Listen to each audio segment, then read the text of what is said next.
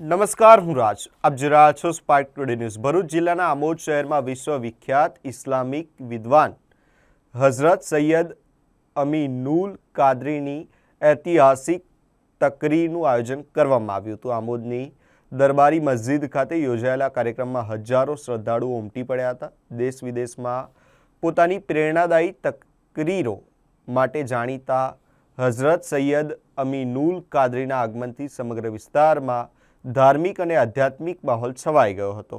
આમોદ શહેર ઉપરાંત આસપાસના ગામોમાંથી પણ મોટી સંખ્યામાં લોકો કાર્યક્રમમાં જોડાયા હતા. પોતાની તકરીરમાં હઝરતે કોમી એકતા, ભાઈચારો, શિક્ષણ, નશામુક્તિ અને માતા પિતાની સેવાના મહત્વ પર વિશેષ ભાર મૂકવામાં આવ્યો હતો. તેમણે યુવા પેઢીને સંબોધતા શિક્ષણને જીવનની સૌથી મોટી તાકાત ગણાવી દરેક બાળકને ઉચ્ચ શિક્ષણ મેળવવા પ્રેરિત કર્યા હતા. સાથે નશાના વધતા દૂષણ સામે જાગૃતિ લાવવાનો સંદેશ પણ આપતા તેમણે કહ્યું હતું કે શિક્ષિત અને જાગૃત સમાજ નશા મુક્ત ભારતના નિર્માણમાં મહત્વની ભૂમિકા ભજવી શકે છે. હઝરતે પોતાના સંબોધનમાં માતા પિતાની સેવા અને આદરનું જીવનનું સૌથી મોટું કર્તવ્ય ગણાવ્યું હતું. તેમના પ્રેરણાદાયી સંદેશને સાંભળવા માટે મોટી સંખ્યામાં આવેલા શ્રદ્ધાળુઓએ કાર્યક્રમને સફળ બનાવ્યો હતો. કાર્યક્રમ દરમિયાન કોમી એકતા, શિક્ષણ અને રાષ્ટ્ર નિર્માણનો સંદેશ સમગ્ર સભામાં ગુંજી ઉઠ્યો હતો.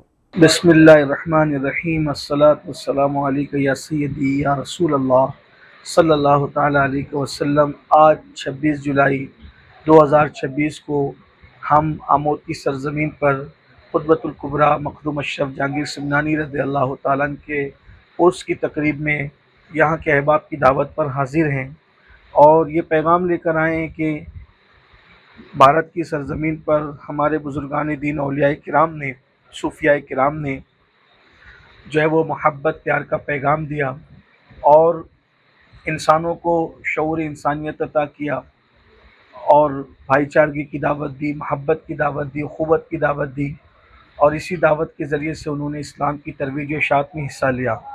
इस उर्स के मौके पर आपके चैनल से सबको ये पैगाम दिया जाता है कि हमें अपने मुल्क भारत की तरक्की के लिए कोशिश करना होगी और मुल्क को तरक्की पर ले जाने के लिए, भारत को तरक्की पर ले जाने के लिए पहली चीज़ नशे पर हमें कंट्रोल करना होगा।